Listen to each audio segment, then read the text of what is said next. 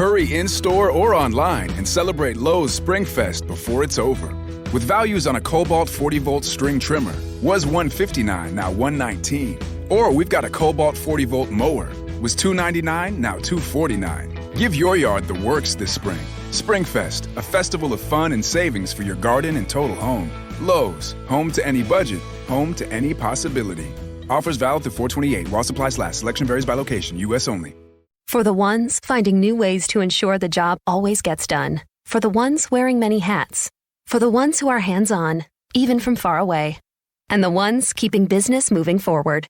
We are Grainger, offering supplies and solutions for every industry, with 24/7 support and experienced staff at over 250 local branches.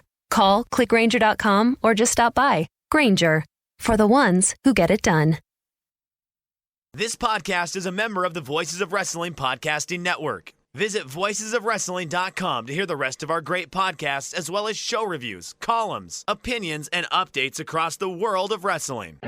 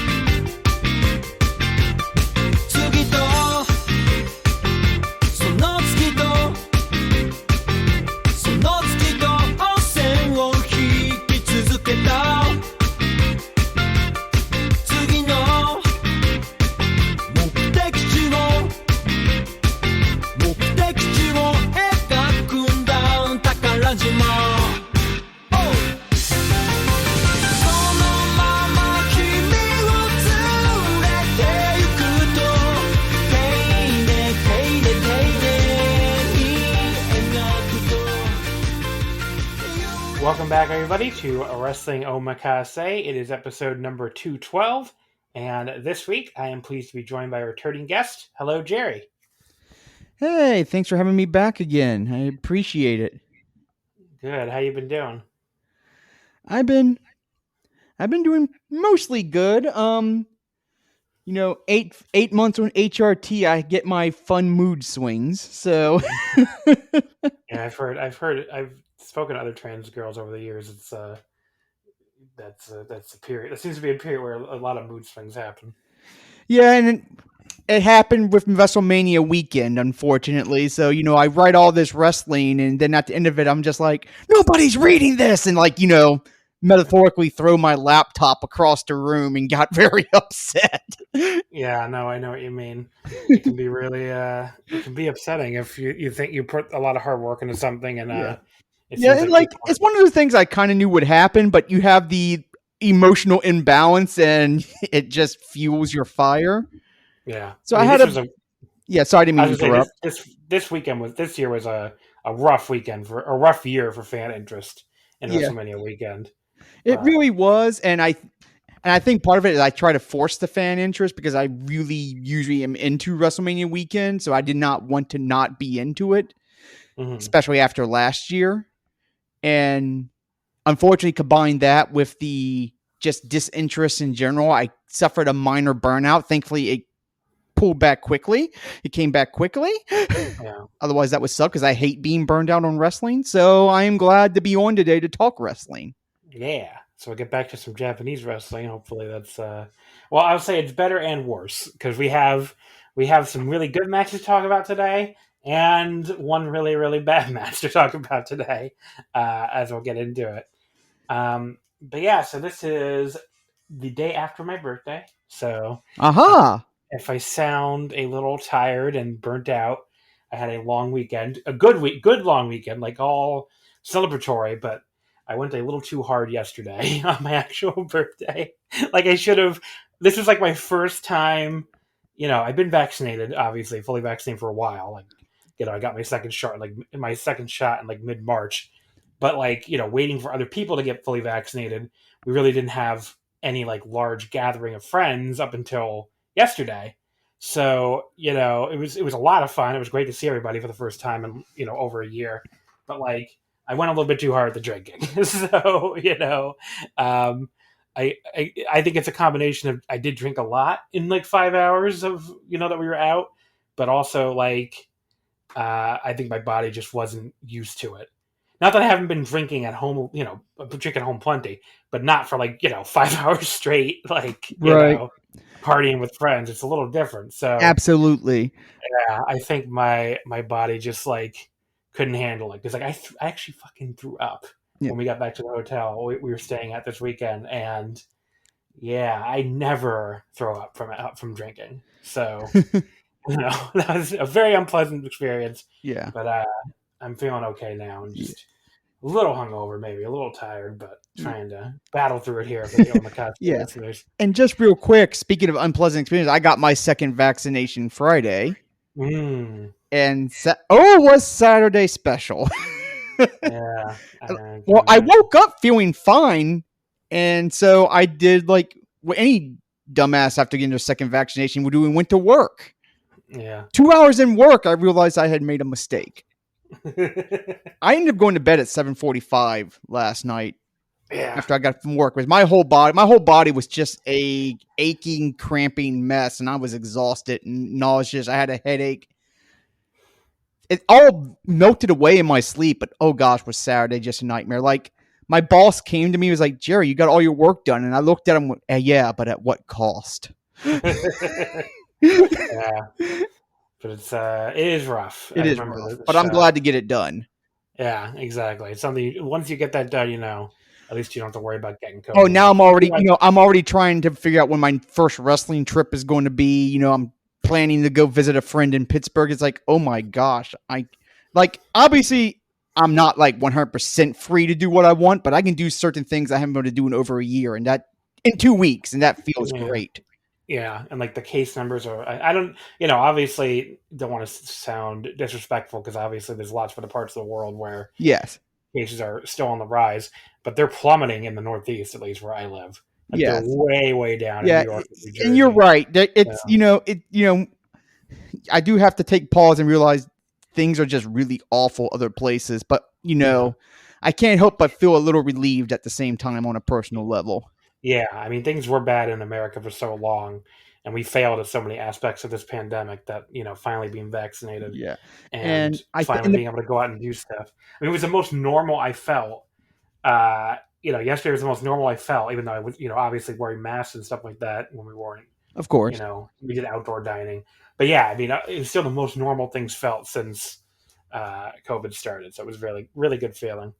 But like the part of the reason why I got sick actually is because so we went to this place in a part of Brooklyn called Industry City, which is really cool if people haven't been over there. Like, it's very, I shouldn't say really cool. It's kind of yuppie-ish, it's like a very, like, they converted these warehouses into like dining and bars and shops, but it's a nice area and it's a good place to like gather with people, because especially during this COVID era, like these buildings have like a lot of outdoor space between them. So like there's plenty of room for like outdoor dining, and not the kind of scary Manhattan outdoor dining where like you're in the middle of a road basically and like cars are going behind you, because I've done that too. And it's a little discerning when you're trying to eat and like a car just zooms behind you. They can't go that fast in Manhattan, but still like, okay. Yeah, experience. Because like the people haven't been to New York since it started. Like the outdoor dining in New York for a lot of these places is literally just the street. So like they build these awnings or like these structures, usually with like the other side open, so you get the airflow. But it's basically just like this little plywood wall someone erected very last minute between you and the rest of the street, and like these cars going behind you, and it is very jarring sometimes, especially when these cars go way too fast through them. But yeah, this Industry City, not really like that at all. Industry City's like, you have these giant like warehouse buildings and like lots of outdoor space between them, so it's like obviously no cars there. But yeah, so we went to this Japanese izakaya, which is called Waku Waku, which I think is very, very recent, actually. I don't know how the hell they managed to open a restaurant during COVID, but I think they did. And we were there for like 3 hours, which is about how long I planned to stay out. But then we just started hearing like really loud music, and we were like all kind of drawn to it after we finished eating, and like it was like, wow, loud music. Really haven't heard much of that during COVID, obviously. And they basically had like this outdoor DJ set up with like extreme white person dancing, and had like a little bar set up in the corner. So I bought way too many drinks at that point, and that's where I got in trouble. But we stayed there like another 2 hours. But yeah, it was great. Like the DJ was playing this horrible mix I can only describe as like a lot of it was like 90s dance hits, like fucking KTU shit for people who are in the New York area. Like very like extreme 90s dance music for most of it, with like some more modern stuff mixed in. And for some reason he kept playing this, like, people, you know, the DJs have sound effects, right? And this DJ loved this foghorn that sounds exactly like the Hartford Whalers goal horn from when that was an AHL team, which made me and my friends like laugh every single time we played it, because all of a sudden you just hear like, you know, it would be in the middle of some fucking 90s dance song, and you hear, and it's like, it was just so fucking funny. But yes, that was the party in Industry City. It was a lot of fun. So definitely the most, like, a group of 8 people, which is like, you know, the most people I've been around since COVID started. That is for sure. Hey folks, here's an awkwardly inserted plug for the Omakase Patreon, because I forgot to do this while we're recording live. But I definitely need to let you know that the Wrestling Omakase Patreon is, you know, we're doing tons of cool stuff this month and last month too, which you can listen to all right now for only $5 at patreon.com/Wrestling Omakase. The big thing for the month of April was the Champion Carnival coverage, so you could join in. You know, basically go back, listen to every single night of Champion Carnival. All the coverage is up on the Omakase Patreon. I review every single match in detail. I tell you which matches are worth your time, which ones you can skip. I give you like a top 10 matches for the entire tournament, and you know, so if you want all that kind of coverage, if you're behind on the tournament and just want to know what you want to pick and choose, it's great for that. I will give you, you know, the best and worst matches of the tournament. Simple for you to jump in and listen. Jump in and watch, I'm sorry. But you can listen to me go over all of it if you want.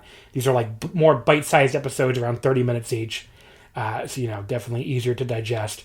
But yeah, those are all up for you right now. Again, at patreon.com/Wrestling Omakase. We also just did a new 5 matches episode last week on the Patreon with myself and Kevin Chiat from the Voices of Wrestling website.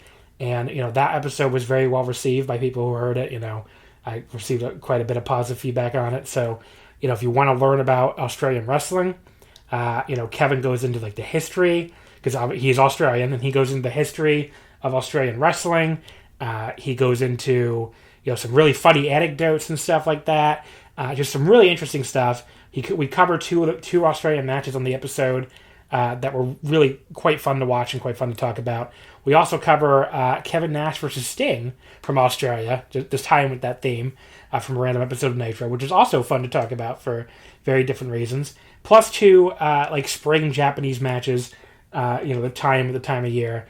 Naomichi Marufuji versus Kendo Miyahara in the Champion Carnival final from 2018, and Shinya Hashimoto and Keiji Muto from the Wrestling Dontaku show in 1995. So for the IWGP Heavyweight title. So, you know, all those matches were covered on there. You know, lots of stuff. That was a really fun episode. So you can listen to it right now by signing up for the Patreon. For the rest of May, you know, we have another show, exclusive full episode going up on Tuesday with myself and Gerard from Voices of Wrestling. He and I will be covering the both nights of Wrestling Dontaku on Monday and Tuesday, and the All Japan Champion Carnival finals for Monday. So the only way you'll be able to hear my thoughts on any of those 3 shows, both Dontaku nights and the Champion Carnival final, is to sign up for the Patreon. The rest of May, we're going to have tons of exclusive stuff. We'll be resuming our series covering every single Tokyo Dome main event in order, not just New Japan, not just January 4th. We left off in like 95, I believe, so we're jumping into the heart of the New Japan versus UWFI feud, so that'll be a lot of fun. So you can go back and listen to all those episodes we did leading up to Wrestle Kingdom, and now we'll be resuming the series again with a New Japan Tokyo Dome event scheduled for late May. So that will be the big thing for May. So definitely going to be some really fun historical content on there. So you get the best of both worlds. You get historical content and you get now content. It's all up there right now for only $5. Again, patreon.com/Wrestling Omakase. Talk to any patron. They will tell you I do so much audio on there. Probably more than some of you can keep up with. But you could definitely definitely can't claim I'm stealing your $5. You get tons and tons of audio on there, exclusive to the Patreon. And, if you're into historical stuff, it's there. If you're into current stuff, it's there. You can pick and choose, or you can listen to it all. But again, it's only on the Patreon, patreon.com/Wrestling Omakase. Only $5. All right. It's kind of a long plug, probably because I didn't feel guilty for making the guest sit there and listen to it. But let's get back to this week's free show. Other than the vaccine, your weekend was pretty normal, I guess? Pretty normal. Vaccine worked. I had lunch with a friend. I was going to watch some wrestling Saturday night, and then I fell asleep at 7:45 p.m., so that kind of went out the door. Yeah. And, yeah, it's a, good weekend. So, the amount of stuff I did this weekend is why I didn't get through all this wrestling, but we'll get to. But a show I did watch in full was the Pro Wrestling Noah show from April 29th in Nagoya, Noah the Glory. That show was Noah's first big show in a while. This was a good show. I would say the top two really strong. Really, it's like most Noah shows where like there's really nothing on the undercard that I can say is like even close to must watch. So like there's nothing really horrible on it either. There's a lot of average stuff and a lot of like pretty good stuff, but like the first 6 matches pretty much I think you could pretty easily skip if you're short on time. But if you watch it, you're not going to regret watching it or anything. But the top 2 matches here were awesome. So, like, if you're short for time, definitely watch the top 2 matches. Like, those 2 are not skippable. Those are 2 awesome matches. And the bottom 6 matches, are more like if you have the time. I do want to give a shout out to the English commentators who I think I really like the English commentators on Noah. I think English commentary in Japanese wrestling can always be sort of hit or miss. And the English commentary here for Noah, these 2 guys, they're very, comfortable calling a wrestling show like it's a sporting event, right? Like there's not a lot of like banter or anything like that. Like nothing like when Kevin Kelly has, God, what the hell's his name? Mr. Juicy. I can't remember his actual name. You know what I'm talking about though.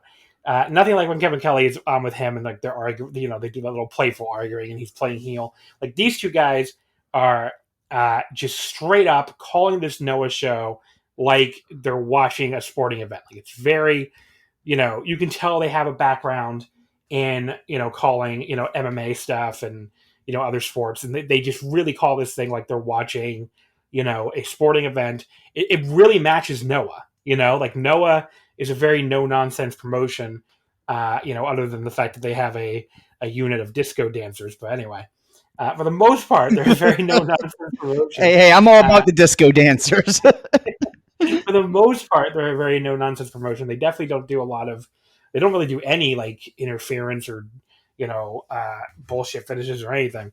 So the commentary style, I think, really matches the wrestling here, and it's a very good match where this is a very like treat wrestling as a sport promotion, and the announcing I think really does match that, the English announcing. So yeah, I did watch this with the English announcing, and I agree. I really did like the English commentary. I thought they did a good job of enhancing certain things and not detracting or subtracting at all, or at the very least, very little.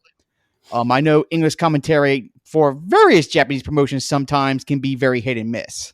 Yeah, I mean, I'm not trying to hit on Kevin Kelly or anything. I think people might take that as a shot, but like, I like Kevin Kelly a lot. I think his color commentators can be a little more hit or miss, honestly. Yes. But with Noah, I think they're both guys here. I know Mark Pickering is the color commentator. I don't remember the play-by-play guy's name. I should have wrote that down. But they're both really good at their jobs. I mean, they both do a good job. They clearly do a lot of research beforehand. I know at one point, like in the junior, I think it was like the junior tag title match, like one of them pulled out that Ikuto Hodaka was like junior tag champion 15 years ago or something. And Yeah. I was like, okay, I'm glad you did your homework here. So yeah, listening to them pull out certain things reminds me how only recently have I really started watching Noah. It's like, okay, this is what I get for not doing my homework. Yeah, there you go. So let's start the main event and work our way down. We'll start with the GHC heavyweight title match. Keiji Muto defeating Masa Kitamiya in 22:53. So we started here on the mat. Muto was largely controlling the larger Kitamiya. That went on basically for the whole 5 minutes before Kitamiya finally took over. He got a headlock on the mat, and then he hit this big shoulder block and front suplex when they stood back up. And the mat work, I liked the mat work. The mat work was good. It wasn't like, it's not like it was super fast or anything. I mean, Keiji Muto is very old, so it's not going to be super fast mat work. But it looked good. Everything, it wasn't like it was super boring or anything. Muto came back later though with his signature dragon screws and a figure 4. But Kitamiya was able to make the ropes to break. Muto then goes right back to the dragon screw and a second figure 4. He even cheats a tiny bit by using the ropes for leverage that time, which I liked. Just basically Muto being like, I'm old and I'm faced with this strong dude. I got to do what I can here to get an edge. But Kitamiya was able to again get the rope break. Kitamiya came back with this big standing senton just after the 15-minute call. And Muto then countered with a knee attack and then tried a Shining Wizard. Kitamiya got his arms up to block. A second try gets the Shining Wizard for Muto, but Kitamiya no-sells it and hits a big Saito suplex, which leaves both guys down. For some reason, the Shining Wizard is like one of my favorite moves to be no-sold, because it just looks like, I don't know, it's hard to describe exactly why, but like when that guy goes down, it just like gets right back up. It always gets me. For 20 fucking years, it's gotten me. It's just a great spot as far as like a great move to be no-sold. It's very dramatic. Kitamiya hits his big knee buster where like picks Muto all the way up on his shoulder and just drops him straight down and then locks in his prison lock. Great setup there for the prison lock where you're really like, okay, is he really going to tap out this guy with this? But Muto was able to make it to the ropes to break. But Kitamiya gets a big headbutt on Muto when he tries to fight back. He runs him over with a lariat, then gets a huge pile driver, gives an up yours to the crowd for some reason, picks Muto up and delivers another Saito suplex. He's a little slow to cover, and Muto kicks out. But first of all, Muto bumped his ass off in this match. I mean, just all those moves I just said he took. I mean, he just took a lot of moves in this match. Kitamiya, after he hit that Saito suplex, it was like, it was just a great, barrage of moves there where you really buy that, like, he might be putting Muto away here. Kitamiya, though, and after Muto kicks out, Kitamiya reapplies the prison lock. Then he delivers another big headbutt to Muto when they're in the hold, just after the 20-minute call. It's a sick shoot headbutt. He gives this big roar afterward. They kept promoting this match with like this like Godzilla, kind of promotional video stuff. Mm-hmm. I guess timely because of Godzilla vs. King Kong. But and Kitamiya roared like Godzilla here, like he was after he hit his headbutt. He just gave this big roar. And he busted himself open on the headbutt which gave some extra visual flair here. But Muto finally did make the ropes to break. And then Kitamiya stays on Muto's leg. He's stretching against the ropes. He tosses down the ref when the ref tries to stop him and hits this like big body attack to the leg where he just runs at Muto's leg against the ropes, starts punching the knee. And the referee finally has to physically grab him and push him back. Kitamiya slams the ref to the mat. He's like standing on all fours, and Muto charges out of nowhere and gives a Shining Wizard to Kitamiya using the ref as a springboard. That was fucking awesome. That was my favorite moment in the match. That was so fucking awesome. That was so there was a callback to a famous Tokyo Dome tag team main event in New Japan in 2001. I think it could have been 2002, where it was Muto and Hiroshi Hase against Yuji Nagata and Jun Akiyama.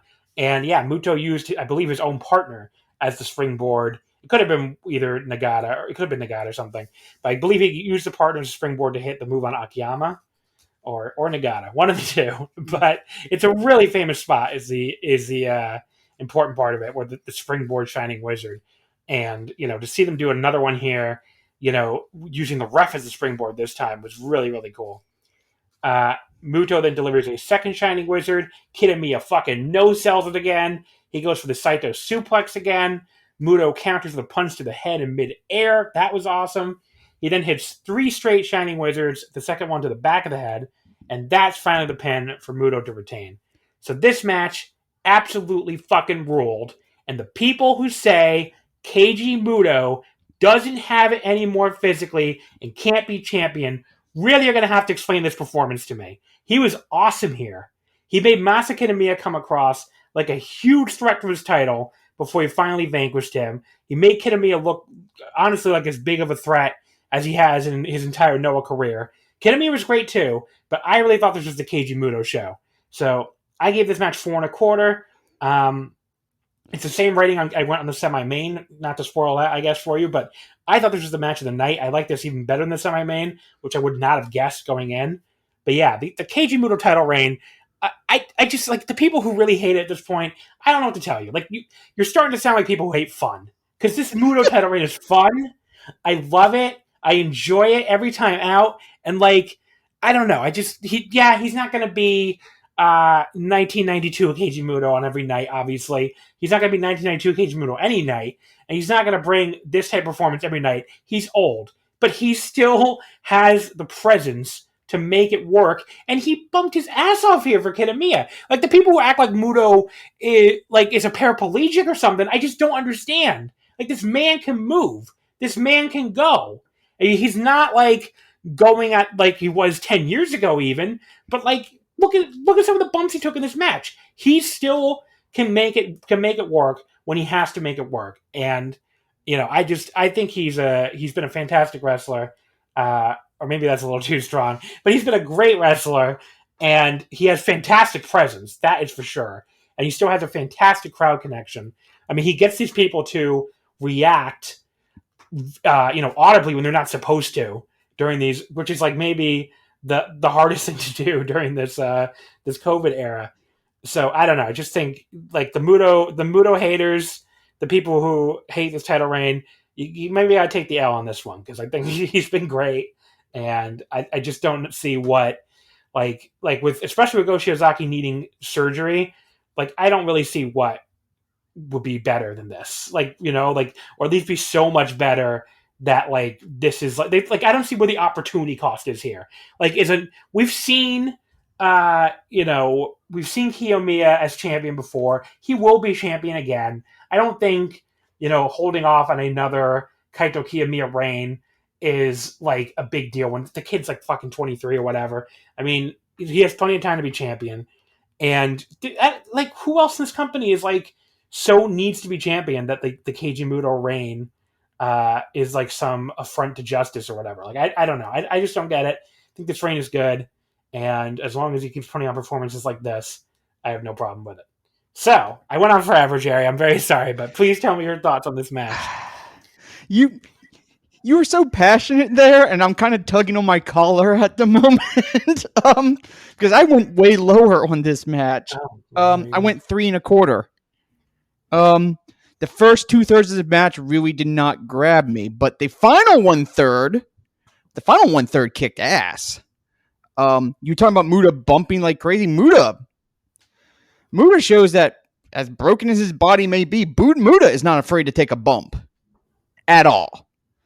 And we talked about the Shining Wizard off the ref's back. That was just fucking awesome. I don't care what you think about Muta's reign or Muta's matches. That's just fucking awesome. Come on.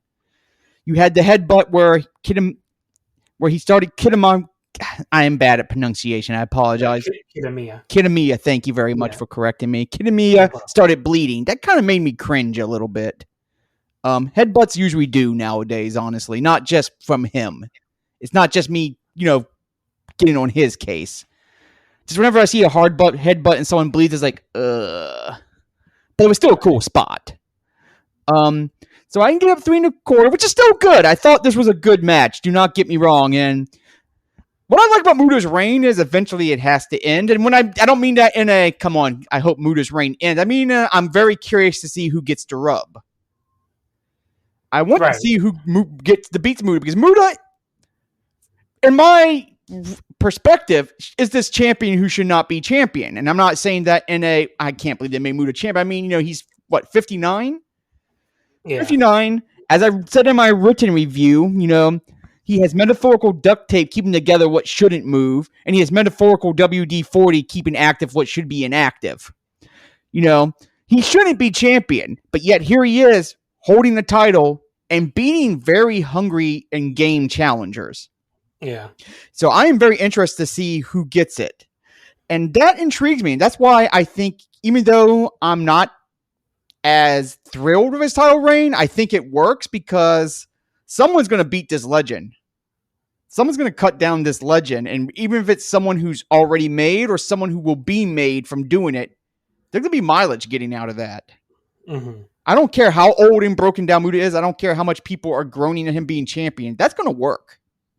I agree. So 3.25. I will be honest that I also watched this match when it aired live. So it was like 4:30 a.m. in the morning when I watched this. Mm-hmm. So I've been up since 1:30 when I watched this. There's a very good chance I'll watch this and bump that up. But I just wasn't as into this as you were, which is fine.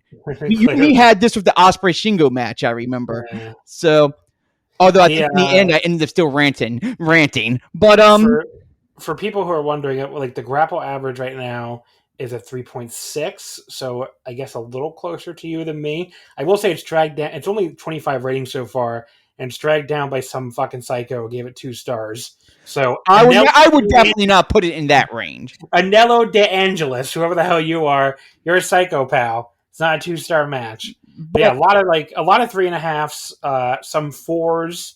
I think only a lot of 3 3/4. And then one guy agreed with me and gave it 4.25.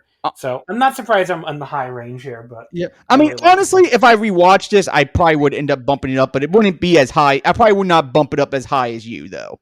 Yeah. But I'm not. But let me be clear. This is a good match, and I would definitely say watch it. I think Lanza gave it 4 too, which is wow. Lanza liked it. Yeah, he's been hard. That sounded so condescending. Lanza, don't get mad when you hear that. Lanza liked it. Well, because he has been kind of hard on the Muto reign at times. Yeah. Honestly, I'm surprised I was allowed to do the Noah review after I gave the last Muto defense 4 stars. So it's like, you gave Muto what? Afterwards, the whole M's Alliance came to the ring and posed together, and that led to Marufuji challenging a stablemate Muto for the GHC title, which will happen on June 6th at the Cyberfight Festival at Saitama Super Arena. So that's booked already.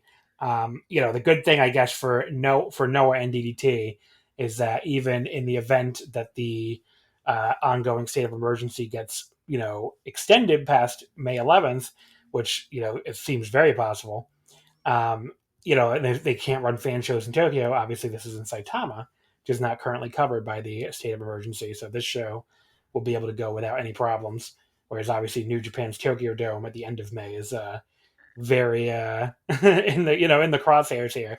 The Yokohama show will be okay, the stadium show. So I guess worst case, well, I don't know how you could do that. I was gonna say maybe you could move the Okada versus probably Ospreay match to Yokohama, but I don't know if you would know in time, So I don't know. New Japan already canceled their Korakuens leading up to Yokohama, which is, they're not going. Noah and DDT are running empty arena Korakuens. New Japan's not going that route. They're just canceling these Korakuens. So it shows, I guess, what I think most people kind of thought, which is even at running with 300 fans, they were clearly making it off the attendance to make it worth their while. Whereas they weren't just running them just for the New Japan World. Because obviously, if they were running it just to have content for World, they would run these empty arena shows. Whereas Noah and DDT clearly are running them primarily to have content for Abema and Wrestle Universe. So the shows are still happening. But yeah, so that match will happen at the Cyber Fight Festival show. Both title matches are basically the Legend Outsider Champion versus the Company Legend, because you have now Muto versus Marufuji and the previously announced Akiyama versus Hiroshima for the KOD openweight title. I think I hiccuped there, excuse me. But yes, so that makes a lot of sense, for these 2 big matches. in Saitama Super Arena.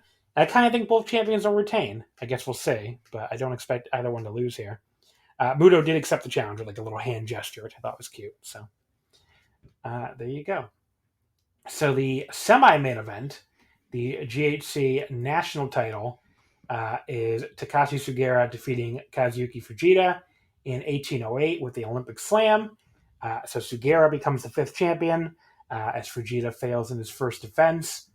I'm glad I got it. So people saw on my Twitter, I when I went to this Japanese bookstore in Manhattan called Kinokuniya, they frequently have issues of Weekly Pro Wrestling, and I saw this great cover with like these two old men, Muto and Fujita, on the cover, like looking deranged with their two GHC belts over each shoulder, and I was like, I have to get this, and I did buy, and I bought it, even though they're fucking upcharged for Weekly Pro is so ridiculous, it's like $10.99 or something.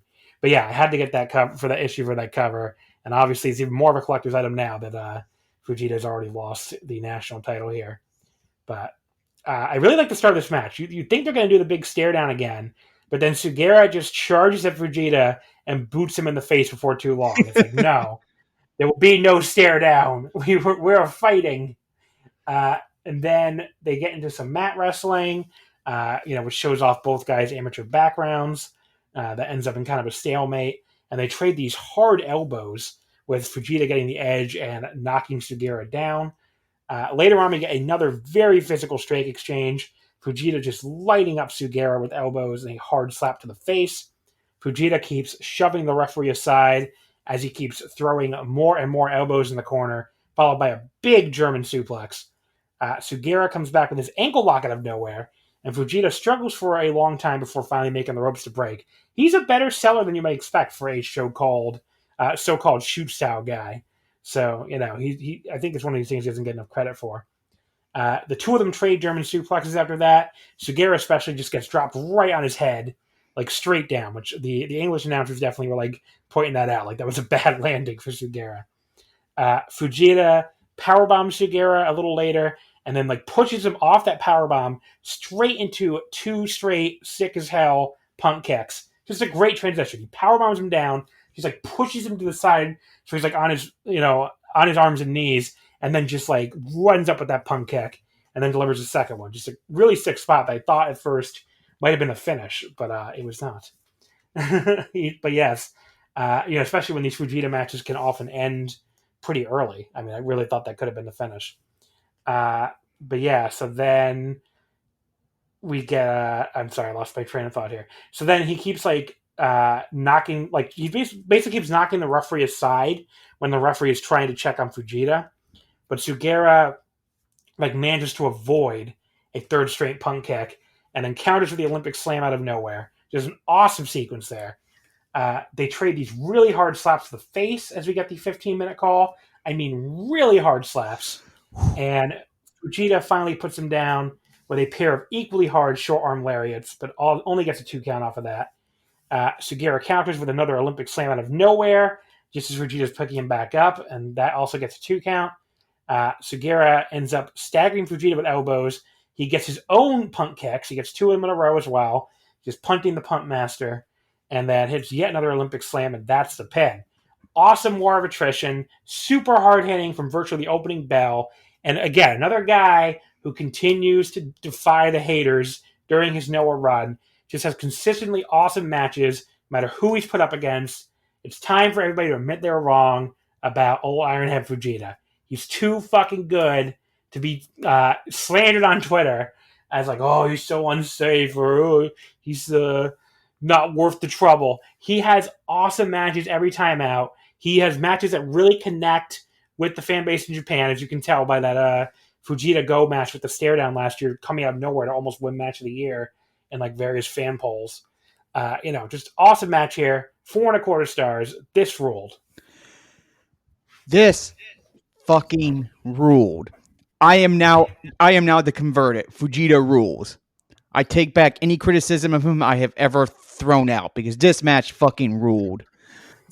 I can 2 beefy, hard-hitting men doing beefy, hard-hitting things. That's what this girl craves, and I got that here. I was super early in the morning, hugging my pink bunny plushie tight, don't judge, leaning forward as these two just slap the daylights out of each other. Oh my gosh, those slaps. I'm pretty sure I heard some gas from the crowd from a couple of them because oh yeah, these were saying they laid it in just feels like I'm not conveying properly these slaps. And like Fujita, there was at points where Vegeta's getting hit and Vegeta's just like, keep it up. Pushing him away going, is that all you got? Push him away going, can you hit me harder? And of course, he gets hit harder. Takashi just keeps hitting him harder. And it's like he has to pretty much damn near kill Vegeta to keep him down. Like Vegeta's rocking him easily and Takashi's hitting him everything he got. And it takes until damn near end the match before Vegeta finally is like, okay, I think you got me here. And it just ruled. This was a war. This wasn't a battle. This wasn't a fight. This was a war. Where, the iron body of Vegeta had to be dented and broken to win this match. Like, you could see the physical damage done to both men on their bodies.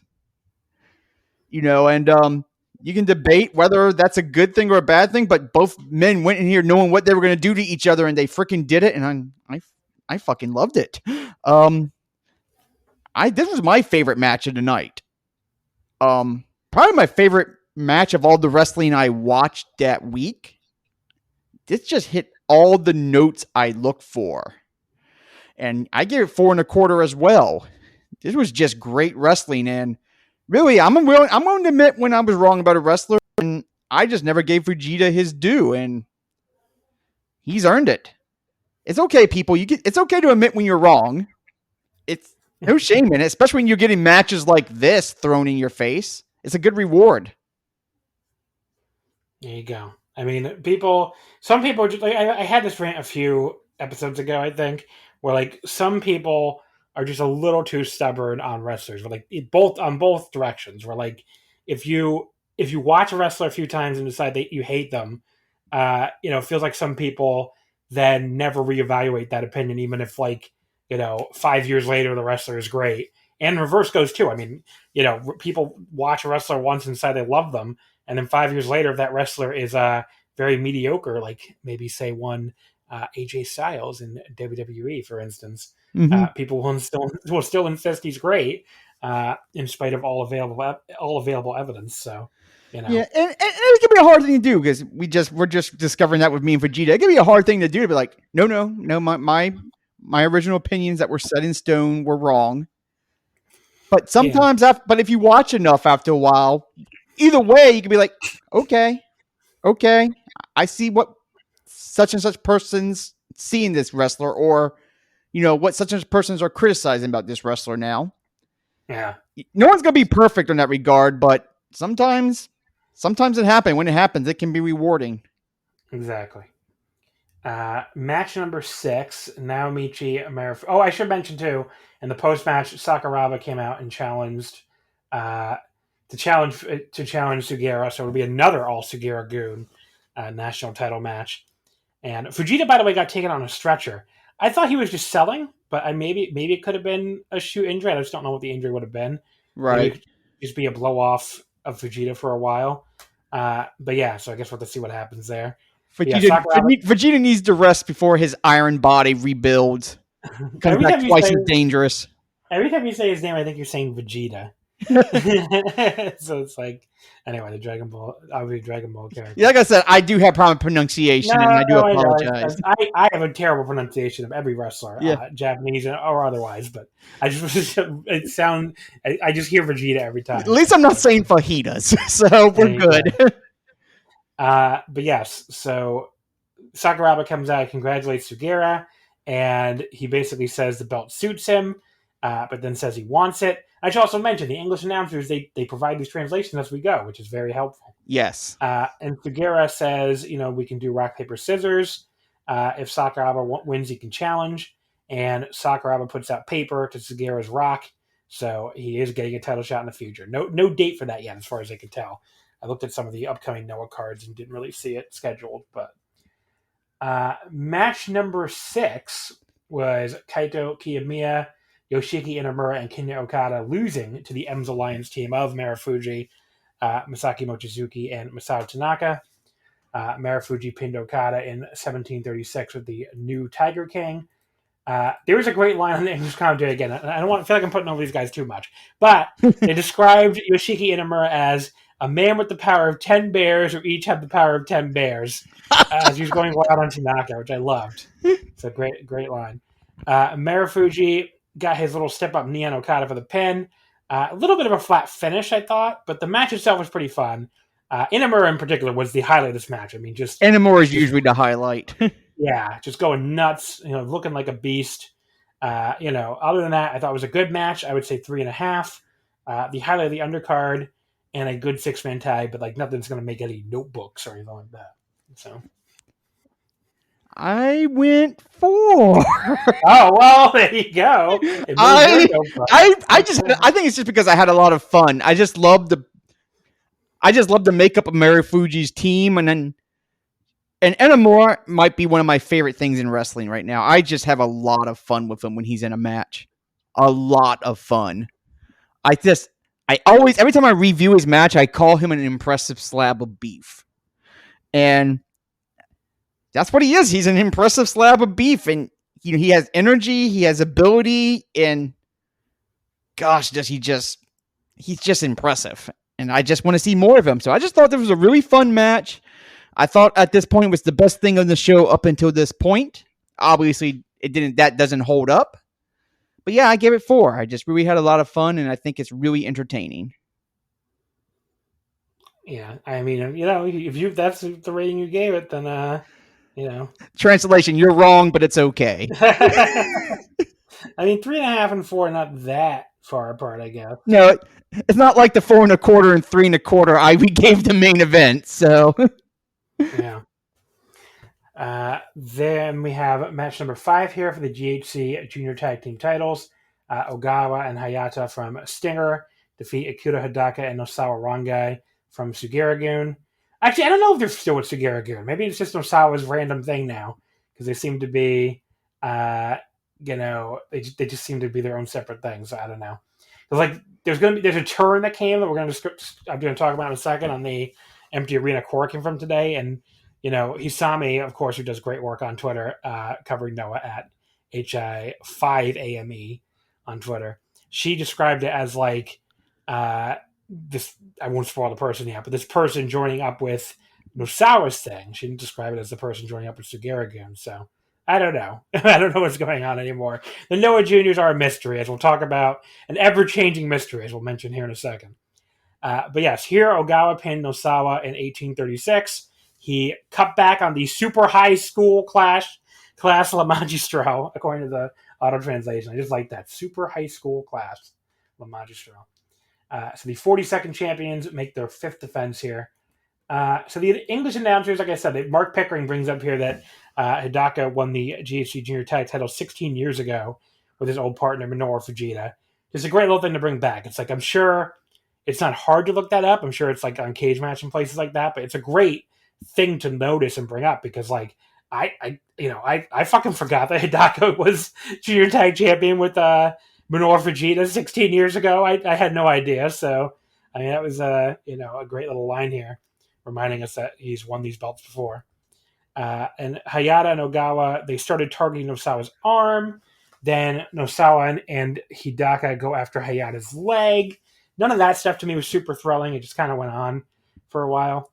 But by far the most exciting part of the match to this point was Ogawa like repeatedly body slamming both his opponents over and over again. Just great stuff from Ogawa. Pretty much right after that, he hits like a really clever nut shot. Basically just sticks his leg up when Hidaka comes off the ropes and kicks him right in the balls, which the ref completely misses. So just a very clever nut shot. Just the kind of like, sneaky stuff that Ogawa has become a master of over the years. And then we get this really fun exchange of flash pin attempts leading up to the finish, which again is Ogawa getting a cutback on Nosawa's La Magistral, which he had been winning a bunch of matches with lately. And that gets the pin. So yeah, I thought this turned into a fun match by the end, but I can't really go higher than 3.25 given how boring it was a lot of the way. especially the limb work back and forth, which was very dull and didn't go anywhere. Really had nothing to do with the rest of the match. But there's nothing I really dislike in wrestling more than like limb work for the sake of limb work that just doesn't have anything to do with the match story. It really is just limb work to kill time. It just kind of, it's never fun. It's always annoying. Just not my thing at all. But, the match did get fun by the end and I enjoyed it, but it's like nothing that's going to blow you away. Pretty typical, I think, for this title reign. I like Ogawa a lot and I don't really like Hayata. So that's pretty much, that pretty much always evens out to like 3 1/4, 3 1/2. So I ended up doing 2 3/4.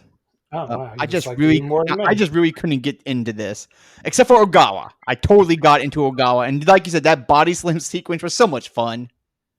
So much fun. What I wrote in my written review was Ogawa gets the pin, which is good, allowing his partner to continue to be a title holder, which is bad. So because I'm the same way. I love Ogawa, but the moment he tags out, it's like, okay. If this is what I have to suffer through to get back to more Ogawa, this is what I will do. But, yeah, 2 3/4. I really don't have much to say because I was really, other than that body slam sequence, not much in this match did it for me. Yeah, just, it is what it is, I guess. I'm not that much higher than you, a half star, but, yeah. So here's what happens after the match. Yohei and Seiki Yoshioka from Full Throttle come out to challenge afterward. Hayata just like tosses a mic down, seemingly like completely ignoring his old Rattel's partner, Yohei's request. That was pretty funny. But that challenge becomes meaningless like 3 days later. Have you heard about this? What happened today on today's show? No, I have not heard yet. Okay. So the latest edition of the Noah Jr. Mix-Up Frenzy was at the Empty Arena Korakuen today, Sunday, May 2nd. So Yoshioka turned on the rest of Full Throttle, joined up with Stinger. Yohei ends up with the Sugira-gun or Nosawa thing, whatever you want to call it. And Hajime Ohara ends up with his old rivals, Atsushi Kotoge and Daisuke Harada. So he's part of the Momo no Seishun Tag mini unit now. And that hilariously puts him right back with Kotoge after Ohara and Yoshioka kicked Kotoge out of Full Throttle and replaced him with Yohei last year, and now he's just back with Kotoge again. It's like, do the Noah Juniors know they don't have to have a shake-up every 2 months? Like, do they know it's allowed to remain in your same unit for longer than like a day? Because it's like, I get it's become a meme at this point, but like this one was especially crazy. It's like, okay, Full Throttle's challenging the junior tag titles. No, wait, no, they're not because they don't exist anymore. And now Ohara's back with the guy he just kicked out of Full Throttle. And okay, sure, just really bizarre. I don't know what to say about this Noah Jr. mix-up frenzy anymore, except what the fuck? It's basically all I can say. What the fuck? I fully expect I don't know, fucking Stinger to blow up next, or someone will turn on Nosawa and kick him out of his own unit, and he'll go join up with Momo Tag, or who the fuck knows anymore? Just you never know. Those wild, wacky juniors.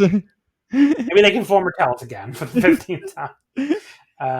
But yes, just really, really wacky.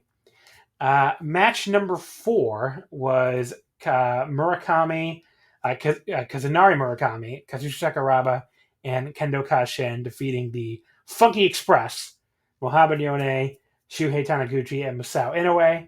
Sakuraba beat Inoue in 10:48 with a sharpshooter. So the Sugira-gun wrestlers, they jumped their Funky Express counterparts right at the opening bell.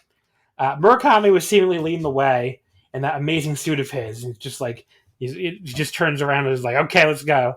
But then Kendo Kashin tries to attack with the guardrail on the outside. That leads to fucking Murakami, of all people, basically telling him to calm down. That's sort of like being told by the Hamburglar that you may have stolen a few too many burgers lately. like that should have been like an intervention, like fucking Kazunari Murakami, the man who comes out dressed like he just got out of the Yakuza game series, like he just stepped through the screen and looks like he's trying to murder somebody in every match, was like, maybe not so crazy, buddy. Maybe don't attack with this much craziness. And it's like, okay. Like, Kendo Kajin should really reevaluate his entire life at that point. Unfortunately, the rest of the match can't live up to the fun opening minutes. It just settles into being pretty dull. And Sakuraba submits Inoue with the sharpshooter. Did have an interesting setup at least, but I only went 2.5 stars here. Very average, very skippable. Oh, I was bored with this match. So bored. Not even the power of Funk could save this match, which was disappointing. And then Funk lost, which was even more disappointing. I thought this was a dud. I just did not enjoy this match at all. A dud. Dud. D-U-D. Capital. Bold. But not underline. I'm not going to forget that. Okay. Yeah. Okay. Match number 3, Kotaro Suzuki against Susumu. That goes 11:02 with a double pinfall. It was all right. A little boring at times, and it ends on that goofy double pin spot where there's a cradle where both guys' shoulders are down. That I basically took a 1/4 star off of that finish because I didn't love the finish. So I went 2 3/4. Really not much to it in my opinion, just kind of there. I took off more for that stupid double pin spot. I went 2. There you go. Jeri is not having it today. Jeri, she is. If I wake up extremely early in the morning to watch you live and you give me that, yeah, you're losing a lot of points. There you go. Match number 2 was the team of Akitachi Saito and Junta Miyawaki losing to the team of Katsuhiko Nakajima and Neo. Nakajima pins Miyawaki in 11:49 with the vertical spike. Saito's dancing. Definitely so bad it's good territory. And the sky, he has these sky blue pants, this feather boa, and his blonde hair looks like just quite the look. And he's just dancing his way down. I'm like, okay, this is something. Because obviously, for people who don't know, he and Inoue had to join the Funky Express based on a tag match. And boy, had they joined the Funky Express. They did not. That is one stipulation they definitely lived up to. They have gone funky. No one can accuse Noah of not living up to that stipulation. They said no one says you gotta be funky. You get funky. Yeah, they said you gotta join the Funky Express, and by God, they joined the Funky Express. The match itself, though, quite dull all the way. Saito's a funny dancer, but he's pretty limited physically at this point. Like, he can still shine randomly in matches. Like, actually, I think he was pretty good in that in the match where the Funky Express absorbed them. And I remember liking him in the GHC title challenge against Go from last year during the empty arena period. But I don't know. In some of these random undercard tags, he has lots of days where he just isn't very good. And this was definitely kind of the case here. But Nakajima kicked very hard, which always keeps my interest to a certain level. So it didn't fall like a bad match or anything. But it's just very average. I went 2.5 on this as well. There you go. I think Nakajima's kicks had more of an effect on me because I actually went a flat 3. We will call it the ladies 3. Ladies 3. Like, as I think I wrote, you're not going to remember this match. It's not going to stay with you, but it was fine for this placement on the card. And Saito's dancing. Bless him for trying.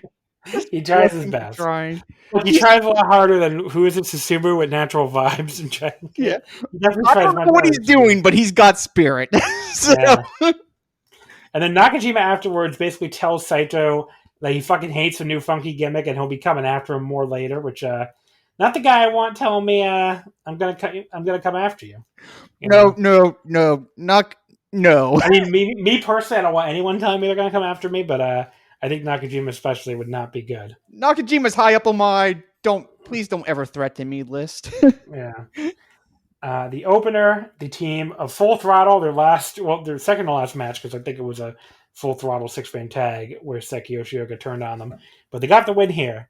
Ohara, Yoshioka, and Yohei beat Atsushi Kotoge, Daisuke Harada, and Yasutaka Yano. Yohei pins the young boy Yano at 11:54. This was a pretty good opener. Fun little junior opener. There was one bizarre spot where Harada and Yoshioka locked arms after Yoshioka blocked something from Harada, and they both just stood there looking at each other awkwardly. And I think the idea was supposed to be that they were dramatically staring each other down, but it came off more like they were lost in the middle of a sequence, like a botch or something. they didn't know what to do next, which I don't think was the case, but that's how it looked at first.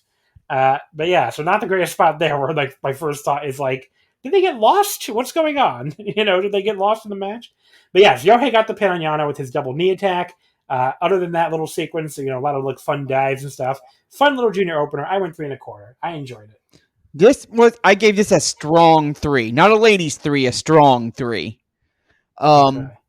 I thought it was a good opener. I thought it achieved what opener should achieve. It got me. I enjoyed it. I thought it was a good start to the show and got me ready for the rest of the evening. No complaints. There you go. So that, folks, is your Noah the Glory review. Like I said at the start, good show. The top 2 matches, obviously outstanding. The rest of the card, very much like, if you have time, I don't think you'll like. It's not like you'll think it's a bad show or anything, but it's definitely not like full of bangers or anything. It's just kind of the rest of the undercard is just kind of an undercard. So yeah, it's not full of bangers, but I think it's fun. I think you'll have a good time watching it. So let's talk about New Japan Pro Wrestling. I know the big thing going on right now is like, why has fan interest in New Japan dropped off so much? I think it's sort of a false premise because like the one thing people said, I noticed people love to say this since 2019 when there obviously was a drop in Western fan interest because of AEW starting and the elite guys leaving. I don't think anyone would argue with that, but people always cherry pick the least interesting parts of the New Japan calendar, full of shows that were not anything special. And we're not drawing tons of online discussion, even during hotter years in New Japan history. And, I think any longtime New Japan fan will tell you there are 2 tours of the calendar every year that are basically like the nadir of New Japan for the year. It's Wrestling Dontaku, the tour on right now, and Destruction. There wasn't a Destruction tour last year because of the fall, the G1 shifting to fall. But, like people are like, oh, well, look how few people are talking about New Japan. New Japan is dying. And first of all, I will get it. Hopefully, if these people are actually like responsible, they will at least say Western fan interest, because I've seen tweets that are like, nobody watches New Japan anymore. They're down to just being the promotion for podcasters and reviewers. Yes. It's like, okay, at least I understand that people don't seem to understand that like Japanese people exist a lot of the times, but like this is the most egregious example. You are not talking about an American wrestling promotion or a British wrestling promotion or a European promotion. You're talking about a Japanese wrestling promotion that exists primarily, and it's never been different, even when they were trying very hard to win over Western fans, which they're still doing, but they're limited by the pandemic. But the audience is primarily Japanese people. So if you were going to talk about no one watching New Japan anymore, you better be coming at me with fucking television ratings of World Pro Wrestling or I don't know, YouTube views of their New Japan channel, like the actual Japanese one, not the English one, or some fucking metric that tracks the Japanese fan interest. Because it's not like tickets are. I mean, look, people can point at the Korakuens all they want. The Korakuens they run them every 2 seconds. So obviously the Korakuen attendance, is what it is at this point. They still make the thing people don't pay attention to is they charge 8,500 yen for every seat. So it went from being the cheapest seat in the building, went from being the equivalent of I think $35. I believe it was 3,500 yen. Maybe it was 4,500 yen. Either way, $35 or $45 to being the equivalent of $85. So that obviously is going to limit people. There's only so many people who are going to pay $85 to see a bunch of tag matches at Korakuen. I mean, they're not. So, but they do that to make money on it anyway, even though they're only getting like 300 fans. But like Dontaku, I believe sold out both nights already. It definitely sold out night 2 in 2 seconds. This Hiroshima show looked very well attended. It did, believe like 1,700 fans. Again during COVID with the restrictions, with a big rise in COVID cases in some major areas of Japan at the same time. I mean, there's really no there's no like evidence I can see out there that Japanese fan interest is collapsing or anything. There's really no evidence of that. So again, if you're going to tweet nobody's watching New Japan anymore, you better fucking be coming at me with like figures to back that up on the Japanese side. If what you mean is there's less Western fan interest, which I believe is, that's obviously true. I mean, there definitely is less Western fan interest right now in New Japan. Then just fucking say that. Just say Western fan. Just say I don't see any Western fans watching New Japan. Western fans don't care about New Japan right now. That is a defensible statement. There's plenty of facts to back that up.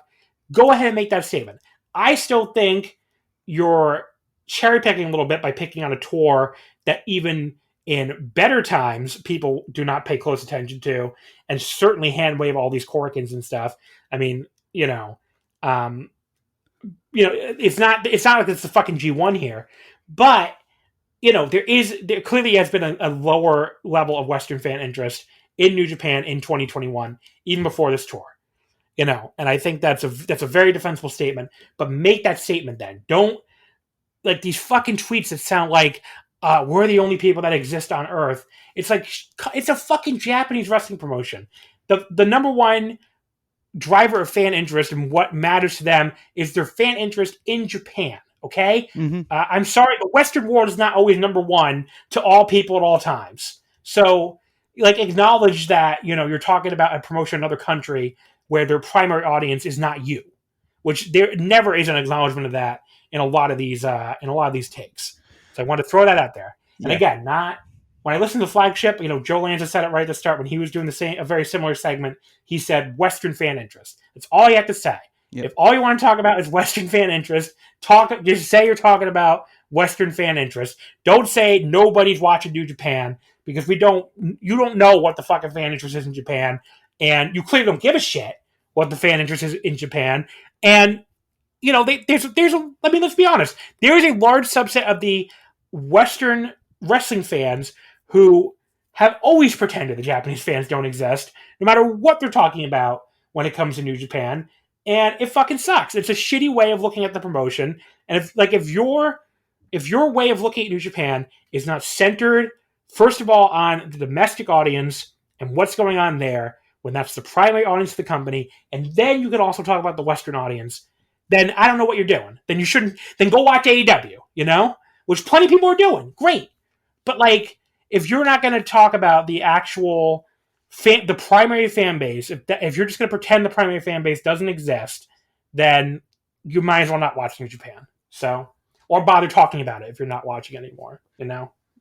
There's a hint of like celebratory grave dancing in some of it also. Oh yeah, a lot of people hate Will Ospreay, which I get. I don't like him either. I don't like him either, and don't get me wrong. If you don't want to watch New Japan because Will Ospreay's champion, have at it. I'm all for that. Fine. But this grave dancing is like a little too celebratory. It's like, are you really that? I mean, I agree with you. Before I say what I'm about to say, you're absolutely right in everything you said. But it's like, hypothetically, do you really want New Japan to be doing that badly?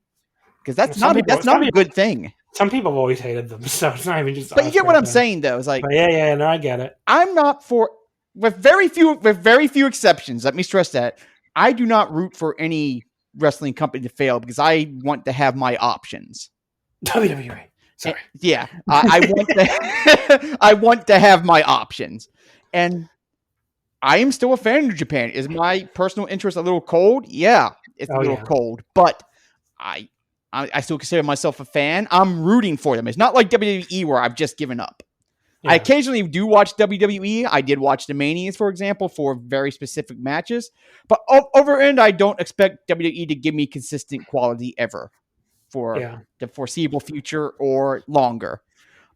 New Japan, look, they've given me a long run of consecutively successful years critically and commercially. I am willing to hang with them a little longer, especially since, I'm hoping to see them next year. I'm willing to give them a little bit of leeway and hope things pick back up because I think they fucking earned it. And I will say, when I see these tweets where it's like, oh, nobody's watching New Japan, I feel the same thing you do. It's like you're discounting a lot of fucking people who actually still do that are not you. And when I say not you, I mean Western. And look, I am not educated on Japanese things. I could not tell you what the Japanese fan interest in New Japan is right now. So when I hear from you or other people who follow the Japanese business, I take their freaking word for it because I'm not educated. I mean, look, there's certainly no evidence of like a massive drop. Yeah. You would say things have dropped off a little bit. Yeah. I guess I could see it. And I think it's really hard to parse. Yeah. But a drop off is different than it's dead. It's really hard to parse how much of that is just COVID too. Yeah. But like, there's clearly no evidence of any kind of big drop. So yeah, look, they're selling the tickets that are out there for the most part. Is there criticism and is there fair shots to take at New Japan right now? Absolutely. Yeah, the booking is awful. There's the Will Ospreay as a champion we can discuss for hours, and we have. Yeah. There's a lot of shots, but this grave dance and nobody watching New Japan, it's not true. Yeah. And because I do get obsessed on certain things, when I see that over my timeline, it does, as a New Japan fan, hit a little bit. It's like, okay, maybe things are bad. But then I'm like, well, it's bad for my side's interest. Yeah. Like, we, the Westerns, our interest is down, but we're not everyone, like you said. And we got to stop approaching shit like we're everyone. Exactly. Because it discounts millions of people whose opinions we're just pretty much saying, we're pretty much saying, oh, Japanese people still watch New Japan, but that viewership doesn't matter. Yeah, or they don't exist to me. I don't even think about them. I only think about Western fans. And if I don't see people on my timeline tweeting about it, then nobody cares. We got to understand. Such an entitled way of looking at things. The Western expansion was a bonus. A financially rewarding bonus for New Japan, but their bread and butter is still Japan because they're a Japanese company. Yeah.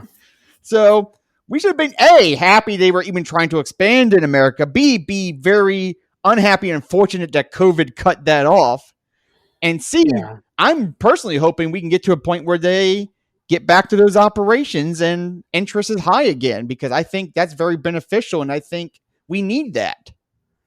Now, from my personal interest, is it at an all-time low? It pretty much is. I mean, there's a lot of factors. I don't think it's just like, first of all, the booking is horrible. I think most people would agree at that at this point. It just, the 2021 booking has been just, whether you're talking about the unification shit or Ibushi's title reign, or, just all the wacky interference bullshit that feels like it never ends with Bullet Club and stuff. Just, the booking has been pretty horrible.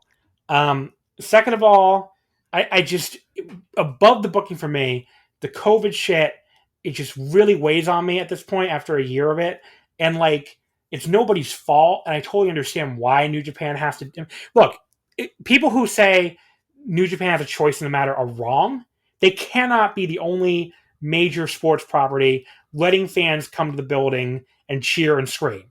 I mean, they just can't. I mean, the entire rest of the country is, it's not even just sports. I mean, the MPB in baseball, J League in soccer, they both ban cheering or of any kind. You can only clap. But like, there are signs at Japanese theme parks telling you, please scream in your heart.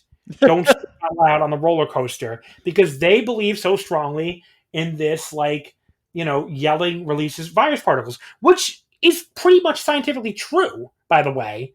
But I think now where I think they go a little overboard with it is like outdoors. There's not really a good, argument for like a lot of virus spread at all. Anyway, I think that the seems like the virus really doesn't spread well outside anyway. So like screaming, especially with a mask on, probably wouldn't make any difference. But most wrestling shows are indoors anyway.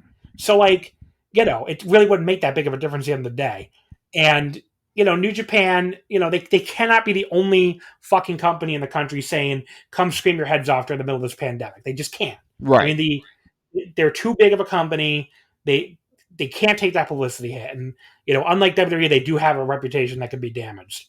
So the COVID stuff, it's not their fault, but man, is it weighing on me after a year plus of it. And unlike last year, I don't have the excuse of my favorite wrestler maybe ever is the IWGP Heavyweight Double Champion after all these years of waiting. So I'm going to make the best of it no matter what. Where now it's like, okay, well, Ibushi was the champion. I like Ibushi, not as much as Naito, obviously, but I do like him a lot. But they ruined his character and just made it just was impossible to relate to that character who's like, I'm a god and I'm going to unify the belts no matter what people say. It was impossible to relate to that character. And, the title reign was just such a dud. And then, and now the champion's Will Ospreay, which I sure as shit don't have any emotional attachment to him. Right. Really quite the contrary. So, there isn't that, added factor to make me kind of want to gut it out. Yeah. And, the empty arena Corkins especially have gotten so repetitive, and these undercards they've run so many shows now that, it just it's become easier to skip it and just pick and choose and hope that it can get my, New Japan fan love back up again. But, and the third factor is I don't have any live shows on the horizon, which is like New Japan in the past, since 2016 for me has been a live wrestling product. I mean, I have gone to Japan 3 times, 2016, 2017, and 2019, to see their shows live, big shows live. They've brought shows to me here in the U.S. I went to, Long Beach in 2018, and then, the MSG show in 2019, and the G1 in Dallas, and, the Strong Style, I think, oh God, what the hell was it called? The Fall Tour in 2019, whatever the fuck it was called, in New York City and Philly. And, New Japan for me in the last 5 years has been a live wrestling, a wrestling product that I've consumed live. And, I'm not going to have the same connection to it anymore when I can't see them live. It's just not, it's not going to have the same, it's just not going to have the same connection to it. It's just not going to be a live. And I don't know when I'm going to be able to see it live again. I'm hoping, maybe by the end of the year I'll be able to go to Japan, but that's no guarantee. Yeah, that's what I'm hoping, as you know. Yeah, and it's who knows when they'll be able to start running shows here again. So I just don't have that level of connection with it anymore either. So all that stuff adds up. I mean, the booking sucks. The COVID restrictions are, really weigh on the shows and make them less exciting. And not being able to see them live anymore makes me less interested in them. Yeah. So I don't think it's a one factor thing. That sounds like that makes total sense. And I do wonder to myself, just to continue this just a little longer before we get back to the wrestling matches. But, because as you alluded to, in January next year, I'm hoping, to be there for the very first time. Knock on whatever wood I can find next to me. And I am dreading the possibility of that getting taken away, because that is a possibility. And I do wonder myself, if I did not have that potential dome show trip to look forward to, what little cold interest I currently have in New Japan look like? Is what I still have for them right now hanging on because I have that trip to look forward to. And I really don't want to be non-interested in a product that I'm spending all this money to go see in January, because that makes no sense. So, it's very frustrating to think about, because I don't want to feel this way about New Japan. I absolutely do not. I get no pleasure or joy of sitting here going, damn, I'm really not interested right now. I hate it. This has been my promotion since 2012, when I finally started really getting deep into them thanks to Okada. So this is very unfun territory for me, and I don't like it. And I'm hoping these problems, some of them, again, not their fault, but I'm hoping these problems start to melt away, or at the very, very least, they start making modifications to them, because they need to do something. Because while yes, their main audience is Japan, as it should be, let me restate that, you don't want to lose the fan bases you have built. Yeah. It's not good, and you are losing them. Yeah. And you need to stop the bleeding. So let's get into some wrestling matches here. Let's start with all of that setup is we did not watch full cards here.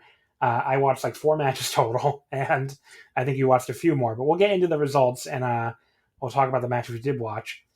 So we start on Monday, April 26th with the Road to Wrestling Dontaku show from Hiroshima Sun Plaza Hall. The main event here, Tetsuya Naito defeating the Great Okan in 27:05 with the Destino. So this match was awesome, I thought. You have this sea of Naito towels as he's coming out, just very cool.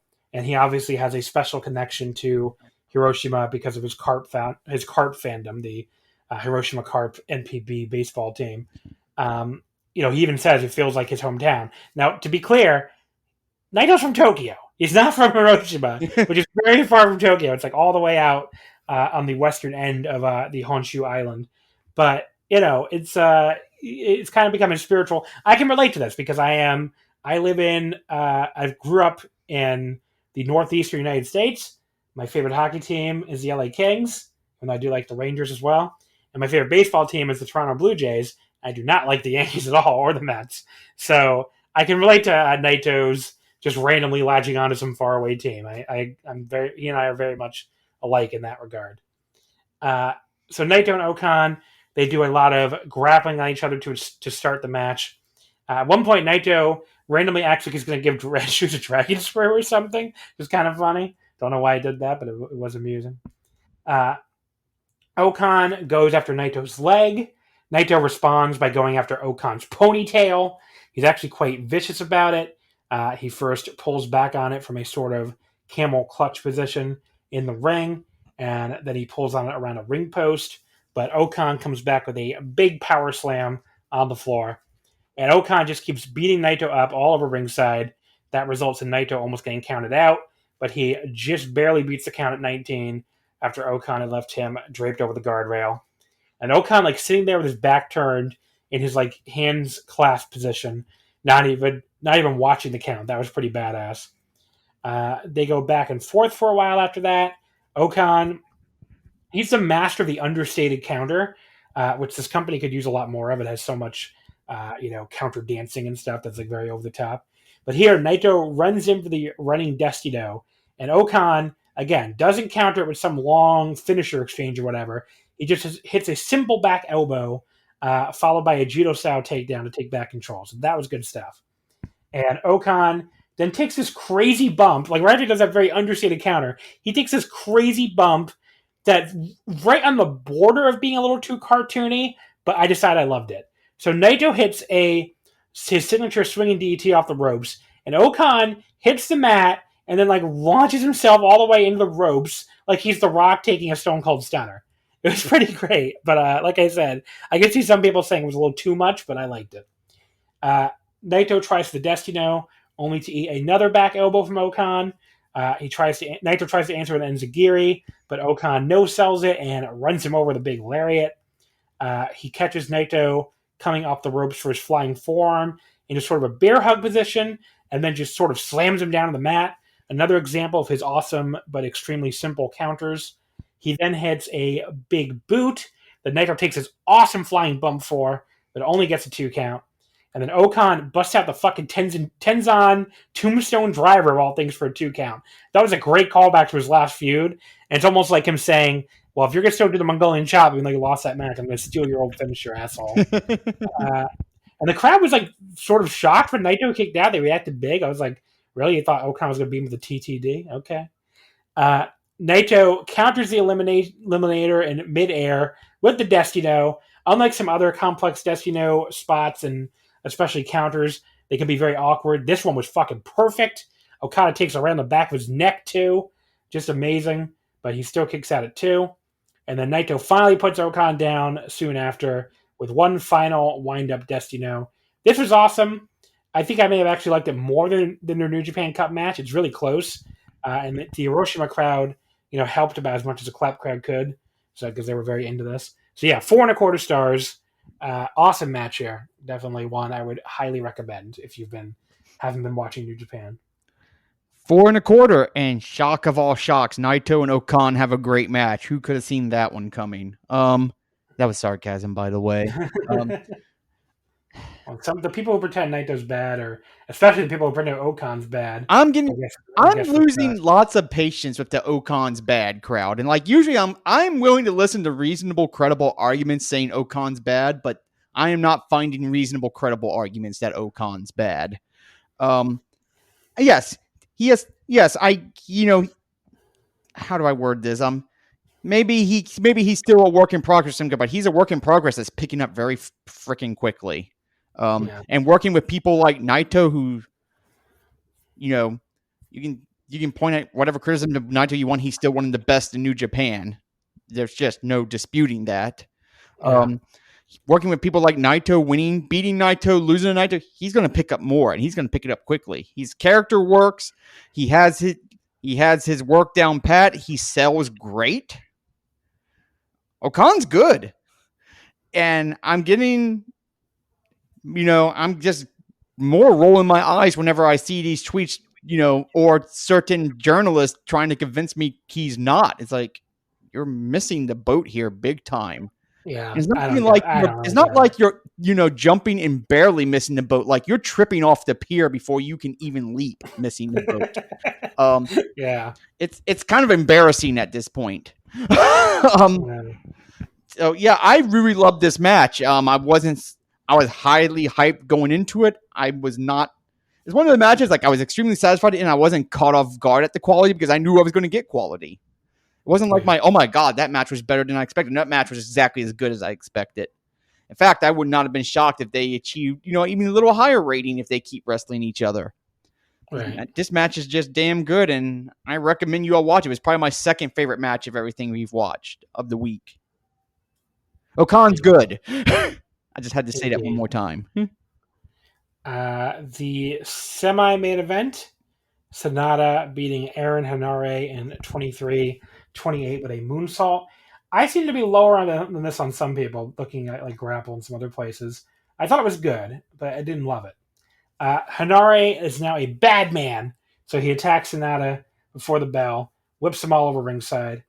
SANADA makes a brief comeback, but Henare quickly cuts him off and starts targeting his leg, which would end up being the problem with this match for me. So Henare sends his leg on the railing repeatedly. We get a long single leg hold from Henare. Certainly not the most thrilling action here. And SANADA's selling is also only so-so. I mean, the man is very pretty, but he struggles to emote. And, he's not the best seller as a result. That doesn't help. But he does make the ropes here eventually. And we immediately follow up all that leg work with SANADA jumping around perfectly fine. He does his big double leapfrog and his drop kick, and then a slingshot plancha to the floor. Okay, then. Like, why bother with the leg work if you're immediately going to blow it off and act like the leg is completely fine? Like, what the fuck was the point of it? Like, I don't know. Like, it's a big pet peeve of mine. I kind of ranted about it already on this episode. But, like, yeah. The lack of the leg selling really took me on the match here. Because, like, SANADA just was jumping around, doing all his normal stuff, right down to his missing a moonsault, didn't even hold the leg. Eventually, Henare gets SANADA in a stranglehold. SANADA weirdly pounds the mat like 3 times, but slowly, which I guess is not a tap out. It's just extremely weird. He does end up making the ropes. And there's a really cool spot where Henare catches SANADA coming off the top rope for a crossbody, rolls through it, powers him up to a Death Body Driver. That was really cool. He immediately hits a PK for good measure. Then basically, does like hits this big spear for a 2 count. Very cool sequence, by far the highlight of the match up to this point. And then SANADA and Henare trade Dragon Sleeper attempts. SANADA eventually gets an O'Connor roll to set up the skull end.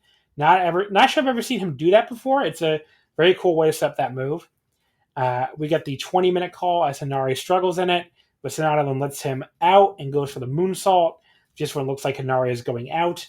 I've ranted about that before. I don't love that as a spot, but whatever. Henare gets his knees up, which leaves both guys down. They get into like a pretty cool strike exchange, ending with a big spin kick from Henare. And then Henare picks him up and it goes for the Streets of Rage. But SANADA lands on his feet. He gets his own little straight combo, followed by a Tiger Suplex hold. But Henare kicks out at 1. Henare gives a big roar and runs to SANADA, but runs right into a TKO. And then SANADA hits a moonsault to the back, another one to the front, and that's the pin. Now, they pulled this out of the fire for me with a really fun finishing stretch, but I still can't go higher than 3.5, giving me boring leg work, and that was immediately blown off by SANADA. A lot of people seem to be going 4 stars, so I guess I'm lower than some people. But, just the leg stuff really annoyed me. I can see why people got the 4. If you didn't hate the leg stuff, there was a lot of good stuff here. I was a little surprised by having the newly turned Henare job here. I mean, there's like way too much even Steven booking in New Japan these days in general. Really going back years now. That's not a new development, but like, just in this case, like just let Henare get a second straight pin over SANADA. Like, what the fuck is that really going to do with SANADA at this point? He's not like he's a guy you're protecting for the title, and like, he pins SANADA in that 6-man tag at Sakura Genesis. Just let Henare get his win back. I don't know. I mean, he did look, I guess, reasonably strong in defeat here, I guess, but it's not the call I would have made. I would have had Henare win here. I was leaning when I watched this match. I was leaning towards 3 3/4 until SANADA won, and then that made me put it down to 3.5. And that's not so much anti-SANADA as much as I thought Henare could really have used the victory, especially when you're promoting this new attitude, this new persona. How joining the Empire is going to be this big boost for him. SANADA would have lost nothing in this loss. Henare would have gained everything in this victory. And I know, I don't know. I just don't think SANADA should have won that. Especially the final 1/3 of this match, I was really into. I really thought Henare looked good this match. And I was just really deflated when he didn't win. Like, I know he's supposed to be the bad guy and I should be booing him and hoping he loses, but from a, critiquing standpoint, I was really hoping he'd get the win. And when he didn't, it's like, oh, this match just did not land the way I was hoping it would in the end. And so that made me put it down to 3.5. There you go. So we got to end up with the same rating there. So Yep. Did you watch anything else from the show? I did not. No. So it's a bunch of undercard tags. I'm not just going to read off names or anything. I mean, really, the tags don't really matter anyway. So let's go to the first of the two Wrestling Satsuma no Kuni shows from April 28th on Wednesday from the Kagoshima Arena. The main event here was Sho and Yo, or Punky 3K, defeating the team of Kanemaru and Desperado in 27-10. Sho pins Kanemaru with the strong X to retain the junior tag titles in their first defense. Look, this match was fine. I mean, look, I feel like I really struggled to have much to say about this one. Like, it wasn't bad, but I've watched these teams fight each other for what feels like a fucking trillion times, and this is really no different than any of their other past matches. And like, the junior tag belts at this point are the most pointless division in this company. They don't have enough teams, especially without the foreigners being there, as often, or some of them not at all. And they never do anything different with them anyway. And it's just, I really struggle to care. It's like, how many times can you watch the same two teams fight? I know Yo just got back, but like, they still wrestle each other a million times. I don't really get Yo's new outfit, by the way. It's like he's wearing some kind of black mini skirt over the rest of his gear or something, and there's nothing wrong with the dude in a skirt, of course, but it looks very strange. It looks like, or maybe like a garbage bag skirt or something. Just like, I don't know. It doesn't work. Do you have anything to say about Yo's fashion choice? Because I think it looks horrible. I really don't have anything to add. Okay. But yeah, it's Desperado, nearly gets Yo to submit to the numero dos. Sho runs in to save the day. There was some great selling from Yo there. And then Sho pins Kanemaru after they hit the double team strong X on him. Way too long. I guess it was fine. But like I said, I'm so over watching these two teams, and this was 25 minutes long. I went 3 stars. Definitely a gentleman's 3. I really can't even tell you much about what happened in this match. I just don't. It was in my brain and immediately out of my brain. So, you ever about to say something and then you realize how callous it sounds? Because that's where I'm at right now. But I'm going to say, even though it does come off callous, I think Yo coming back from injury was a bad thing for Sho. And I don't mean that as any negative towards Yo, but I really did not want Sho to be back in this division. I really didn't. I wanted Sho to just stay a singles a little bit longer because I was really liking him as a singles competitor. And further for that, I just feel like now we're now rebooting a series that did not need to be rebooted. It's like, okay, yay, Sho and Yo are junior tag team champions again, facing who? Oh, them again. I guess we can just do reruns in this syndicate show. It's just, it's hard for me to say anything because my interest level is not existence for this division at all.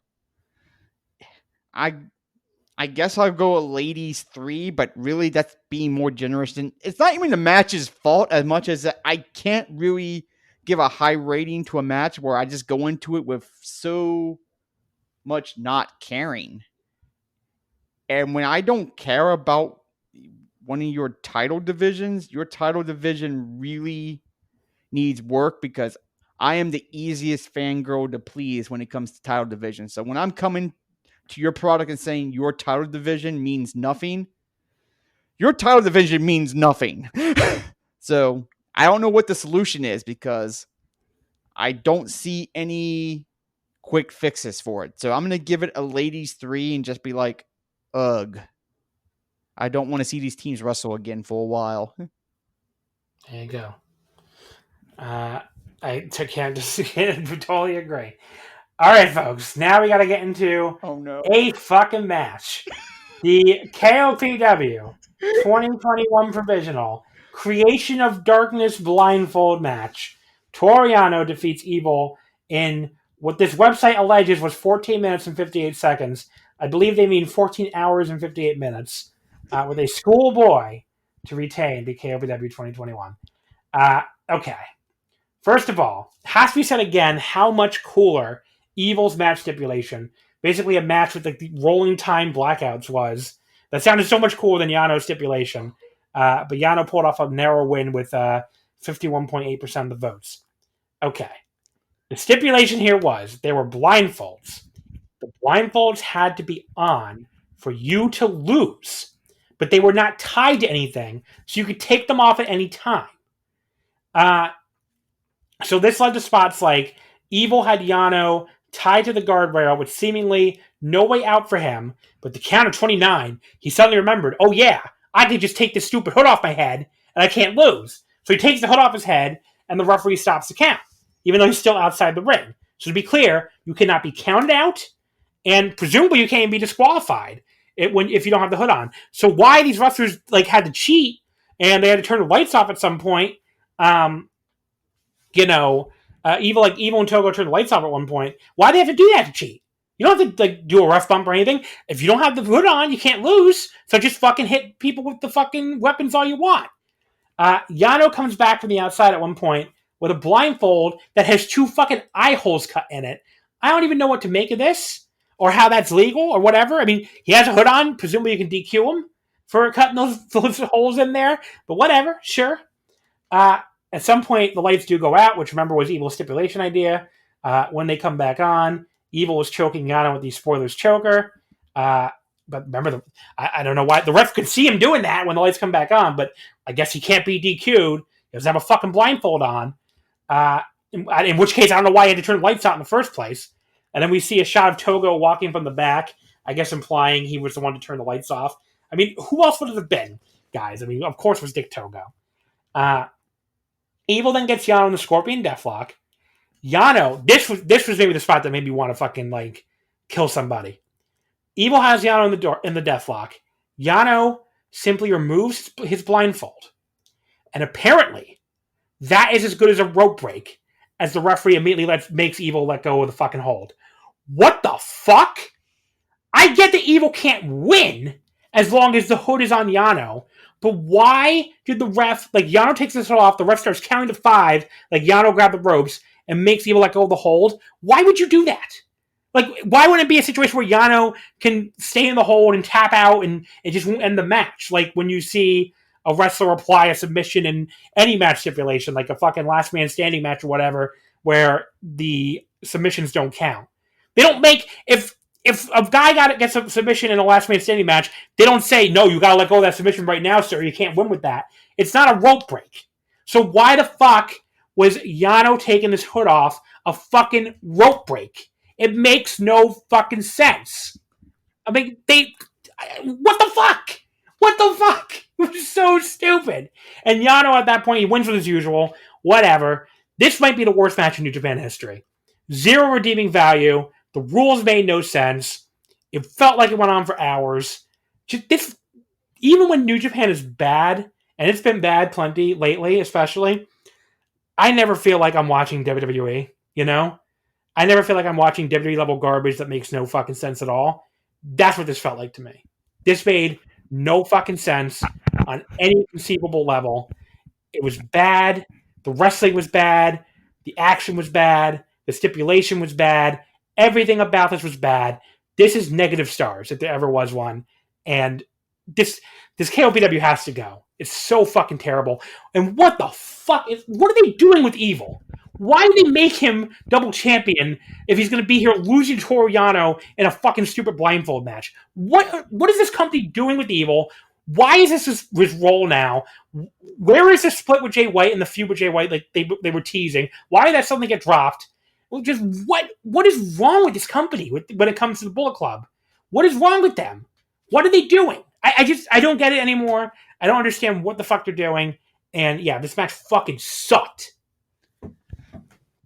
Wow. Well, let me start with Evil. Let me start with Evil because you ended with Evil, and I think as I tried to reorganize my thoughts here, I'll start with Evil. Regardless of the criticisms and shots I've thrown at Evil, and regardless of the criticism and shots other people have thrown at Evil, Evil is a former IWGP champion. We can argue circles whether or not he should have been an IWGP champion. It doesn't take the fucking fact away he was an IWGP champion. He's not even just a former champion. He's one of 3 people who ever held both titles. Yes, he's one of 3 people. You're right. He's one of 3 people the whole title. He should not be in these fucking bullshit stipulation matches against goddamn Yano. Regardless of what you may think of Evil, Evil should be above that, point blank. Evil should be seen as a threat. Even with all the interference bullshit, Evil is a big-time player in the Bullet Club and should be seen as a threat. Shit like this just brings his value the fuck down. And I'm cursing so much, I'm sorry.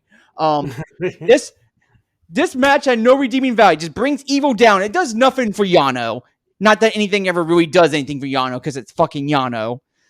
But, there's a lot of wrestlers you could put in this situation. I would have still hated this match, but I'm like, okay, at least it's Yano versus this wrestler, so nothing of value is lost.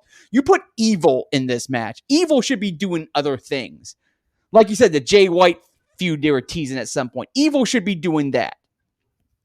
If Fiend matches from WWE did not exist, this would probably be my worst match in the past 5 years.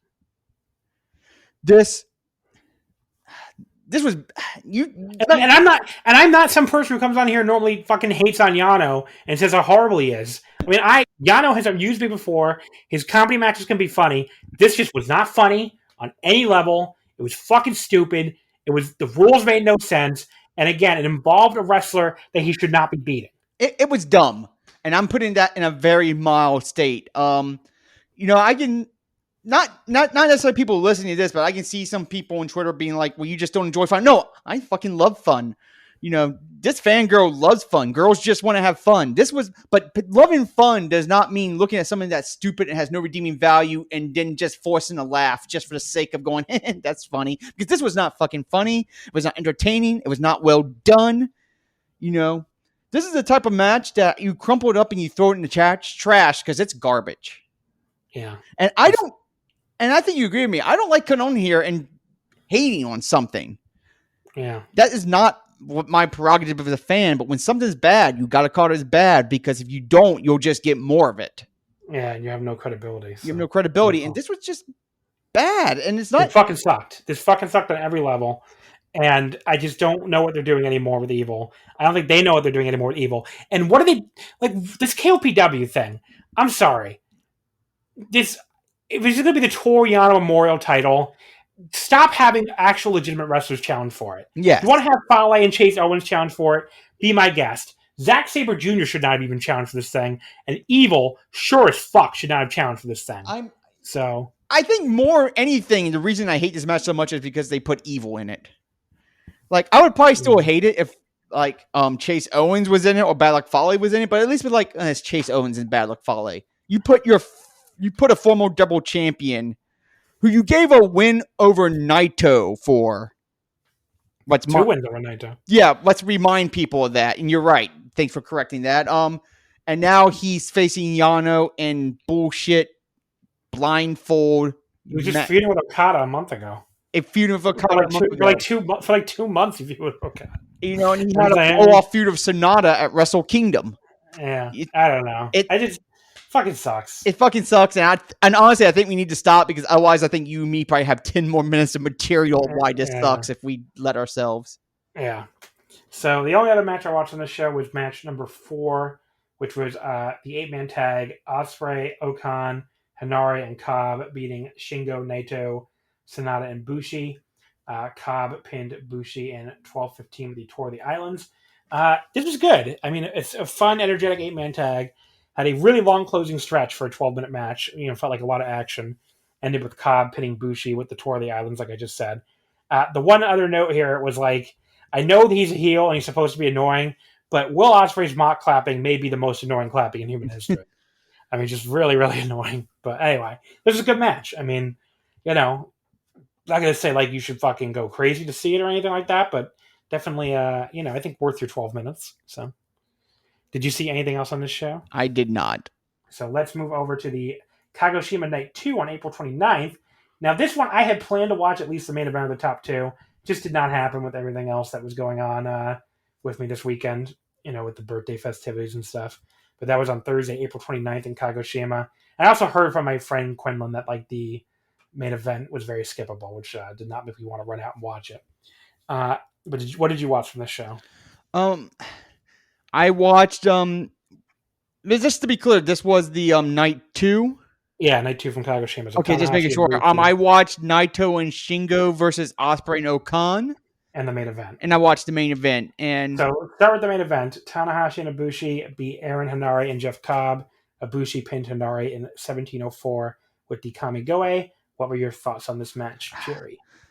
Here's the deal. And I think this is a testament to how out of it New Japan is right now. I watched these matches, but nothing really stood out in memory of either of them, especially even this main event. I probably gave it when I watched it 3 1/4, which for a main event with these 4 wrestlers, you probably want higher. Yeah. But I mean, it was fine with a capital F. It was nice to have Ibushi back in the main event. And there's a possibility that we may get a Ibushi Cobb in the future, which could be quite fun. Yeah, I mean, that seemed to be the feud they were teasing at Sakura Genesis after he lost the title. Yeah. I mean, this is Ibushi's only show the entire tour. Yeah. I mean, he hadn't been at any prior show, not even the prior night, even though Kagoshima is basically his hometown. And he's not on the upcoming Dontaku shows. So that was interesting. But apparently his post-match interview, he spent like 20 minutes talking about the Olympics. That's all he was talking about was the Olympics. Just like, okay, you just lost your world title to Ospreay in your first defense after you forcibly unified the titles. And Ibushi's like, let's talk about the Olympics for a while. Okay. Yep. And Ibushi, all right. So it's a fine main event, but I'm not going to tell you to go watch it because you really don't have to. And the semi-main was Shingo and Naito beating Ospreay and Okan in 21:52. Shingo beat Okan with the Last of the Dragon, so obviously to help him get some momentum going into his title challenge against Ospreay coming up on Tuesday. What did you think of this one? Another 3 1/4. Again, fine. They did the Shingo Will teases. Will tried to hit the hidden blade at the end of the match, but Shingo got the Last of the Dragon instead. I mean, sorry, yeah, Will tried to hit the Stormbreaker, and then Shingo hit the Last of the Dragon instead, to build up some heat and make us believe Shingo has a chance of beating him. I just, and it's possible I might be underselling these matches, but as I'm just watching, I'm like, man, they're just not clicking. Yeah, I mean, like I said, Quinlan pretty much had the same opinion as you. Like, he didn't think the other was very good. Yeah, so they're just not. I mean, not like they're bad or anything, but just not. Yeah, they're not bad. Like, I'm not here trashing these matches. They're good, but for when you put them in the semi-main event spots, semi-main and main event spots used to mean, oh, you're about to get some high-end wrestling. Yeah. But then again, on these shows, maybe I shouldn't have been expecting that, but with the names involved, I am expecting. Splitting Satsuma no Kuni into 2 shows is like it's a little much. They didn't really have much to go with here. Yeah. So, this tour sucks every year, though. Yeah, that's what I'm saying. Maybe I was expecting a little too much from these matches, but when you look at the names involved, I'm at least expecting 3.5 to 3 3/4. Yeah. Even if they're just going at 3/4 half speed because they're just that good. But right. 3 1/4 is best I can give for either match. Let's take a look at the Wrestling Dontaku shows because those are coming up very shortly here. And I will be reviewing one of them. Oh, there you go. The first one is on Monday, May 3rd, so it may have already happened by the time you listen to this, which we'll be covering. I neglected to mention the Patreon much earlier, which I probably will have to insert a little ad in for. But yes, on the Patreon, we'll be covering both these Dontaku shows, May 3rd and May 4th, along with the All Japan Champion Carnival final from May 3rd as well, on a special Patreon exclusive Omakase, myself and Gerard from Voice of Wrestling. That will be recording on Tuesday. So another, it's basically a two Omakase week here with a Patreon exclusive episode.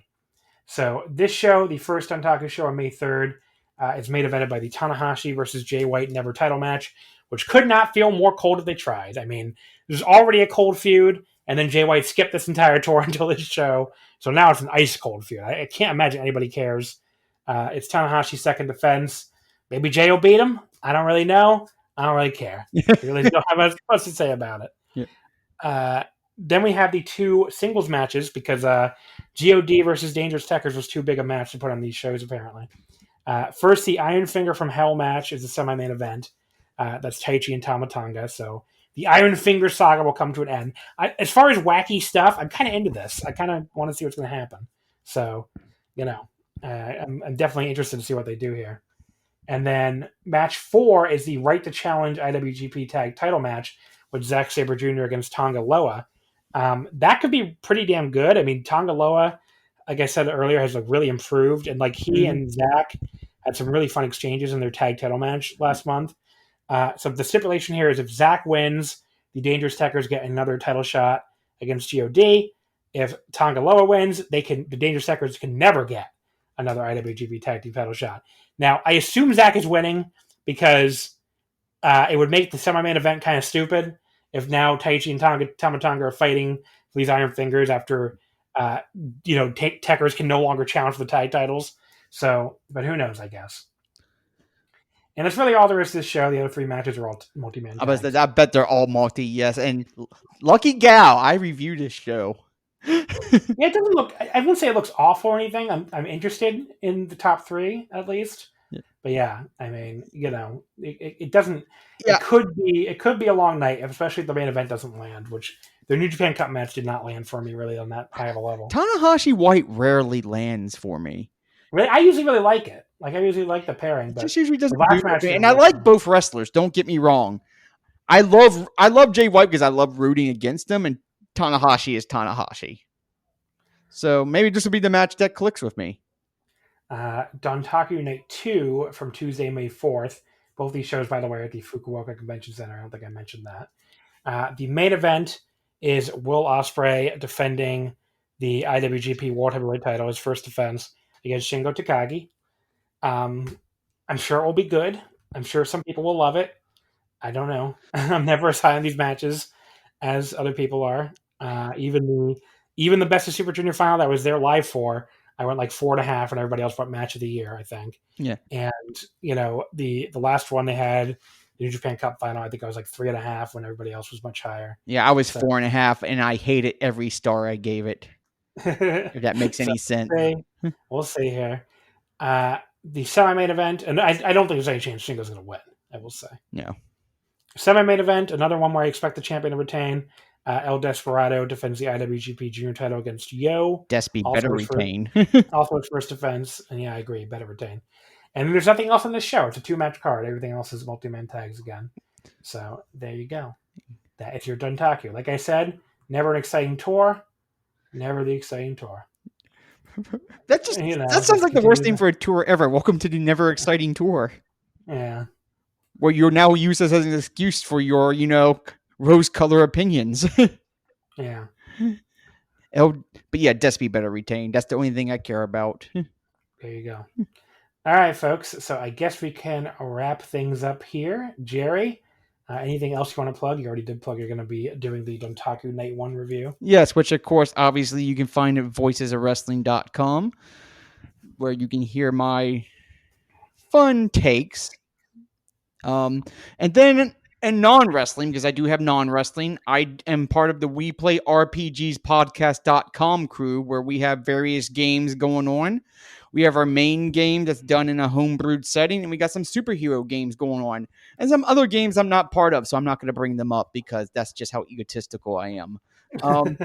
But all in all, it's a fun group of friends. We have fun. I like to think we're creative, and if you want to find me on Twitter for some odd reason, I'm at Jerius_Jer. Just be warned. Isn't it the Jerius_Jer? Yes, because I'm always bad at getting my correct name. I've had it for years now. But you'll get the Lucas of Warm Takes. And occasionally I tried to post cute pictures of myself that are not wrestling related. And I rant about trans issues a lot, just giving you the heads up. Not that I care if you aren't interested in that, because it's my Twitter. So exactly. There you go. All right, folks. Thank you as always for listening. We'll be back next week on the free feed with myself and my buddy Quinlan. We'll be doing a retro roulette. It'll be an interesting topic. It'll be, since obviously May is scheduled to have a Tokyo Dome show, whether or not that happens or not, we're doing a Tokyo Dome non-main event retro roulette. Ooh. So anything except the main events, because I'm doing all the main events on the Omakase Patreon in a one-match series already. But any other Dome shows, New Japan or otherwise, we get them in the retro roulette, randomizer, and we pick a random match for it other than the main events. So that will be interesting. We'll do 6 random matches from 6 random Tokyo Dome shows. And again, that will be next week on the free feed. Our next actual episode will be Tuesday on the Patreon. Myself and Gerard reviewing the All Japan Champion Carnival Final from Monday, May 3rd, and the 2 nights of Wrestling Dontaku from New Japan. So that will be on Tuesday, on May 4th. Again, only on the Omakase Patreon. Sign up right now. It's at the start of a month. Great time to sign up. Only $5 at patreon.com/Wrestling Omakase. You can listen to all of our Champion Carnival coverage. We reviewed every single show dating back to night 1. So you can hear all my Champion Carnival coverage on there. If you missed any of the tournament, want to catch up by audio and figure out what you want to watch, it's all on there. We'll be going back to a one-match series where I review a match, one match per episode, just like the name implies, covering every Tokyo Dome main event in order. I will be resuming that series. We went up to about 1995 the first time we started, leading up to Wrestle Kingdom this year. So we'll be jumping in from there in the middle of the New Japan UWF feud, covering every Tokyo Dome main event in order. Should be a lot of fun. So that will be all month during the month of May, leading up to New Japan's scheduled Tokyo Dome show. Whether that show happens or not, we'll see. Again, due to the state of emergency in Tokyo. In the meantime, you can follow us on Twitter at Wrestle Omakase, Wrestling When I'm Fit, and that'll do it. Thank you as always for listening, and I will see you next time. For the ones who get going when the going gets tough, and the ones who know we're tougher together. For the Pathfinders breaking new ground, Grainger offers supplies and solutions for every industry, as well as fast access to experts and 24/7 customer support.